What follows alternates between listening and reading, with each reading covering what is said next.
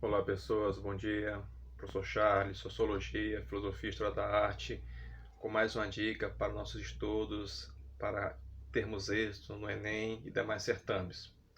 Bom, hoje eu vou falar de um acontecimento ocorrido na Primavera Europeia do 44º ano do século passado, ou seja, em 6 de junho de 1944, a chamada Operação Overlord, ou então o Dia D, Dia da Decisão, quando as tropas aliadas, unindo forças com os russos, fizeram uma ofensiva gigantesca, a maior ofensiva aeronaval da história militar, reunindo mais de 10 mil aviões, mais de 7 mil navios e centenas de tanques anfíbios e carros e veículos para a guerra.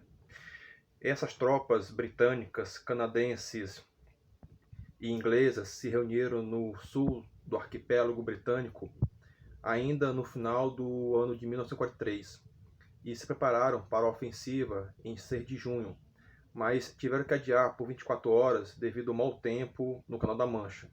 Mesmo assim, na manhã seguinte, centenas de paraquedistas e aviões já haviam bombardeado trincheiras e canais de comunicações alemãs, o que impediu uma grande contraofensiva nazista contra os aliados. Ao mesmo tempo, os russos também atacavam. Em contrapartida disso, algumas forças militares alemãs estavam mais sediadas no interior.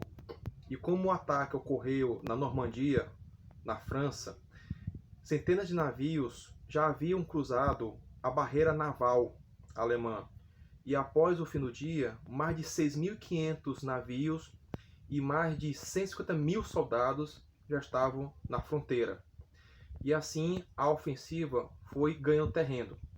Graças a um erro estratégico alemão, eles sabiam que iria haver uma contraofensiva. Porém, o general de campo havia pedido para deslocar as tropas do interior para o litoral. Hitler não aceitou esse conselho. Então, esse erro permitiu que os alemães fossem vencidos. E após 3 dias de ofensiva, a primeira cidade, Caen, foi entregue pelos alemães, quase totalmente destruída para os ingleses. E assim continuou o avanço dos aliados. As forças articuladas pelo general americano, graças a um princípio normativo da ONU, conseguiram fazer com que os alemães recuassem. E após alguns meses de batalha, dos 150 mil soldados que invadiram no primeiro dia, apenas 12 mil entre mortos e feridos haviam sido constatados. Bem menos do que se havia previsto, dado o volume e a grande magnitude da ofensiva. Bom, isso prova para nós que o século passado nos ensinou bastante sobre algumas questões que ainda hoje são históricas. Dentre elas, a discriminação, que tanto foi feita naquele período e foi um maior motivador para que houvesse o ataque e o fim do nazismo naquele momento. Vemos hoje casos modernos e contemporâneos onde essa ação ainda continua, persiste no âmago humano. Entretanto, nós, como seres esclarecidos, como seres que temos a história para nos ensinar, devemos trabalhar isso, ou seja, devemos viver isso de maneira a diluir, minimizar e, quem sabe, dissolver permanentemente na nossa história moderna e para que nossas próximas gerações não sofram com o que hoje ainda acontece no mundo pelas mídias, pelas grandes nações.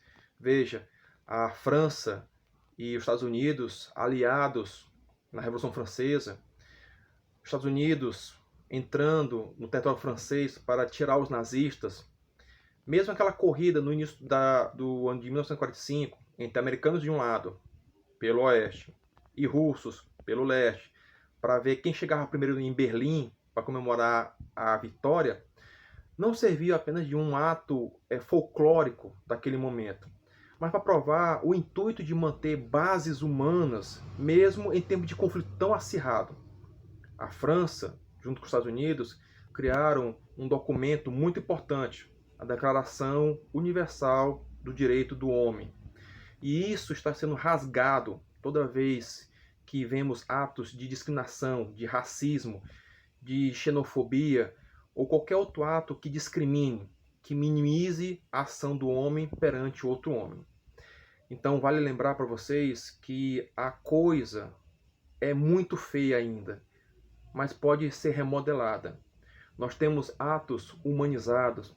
Veja os protestos que ocorrem nos Estados Unidos e também na França, não conscientemente, e que mostram que o mundo está alinhado com essa proposta, mesmo com tantas mazelas, tanta corrupção, tantos atos que precarizam nossa sinceridade, nosso respeito ou nossa lealdade. Somos seres mascarados porque não sabemos a quem confiar. O terror, o medo, a violência geralmente não tem face, ocorre, apenas ocorre.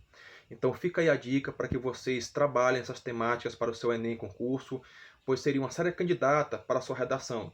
E aliado a isso também a reflexão sobre o homem perante outros homens. A humanidade ainda precisa escutar o que é mais importante, o valor de espécie.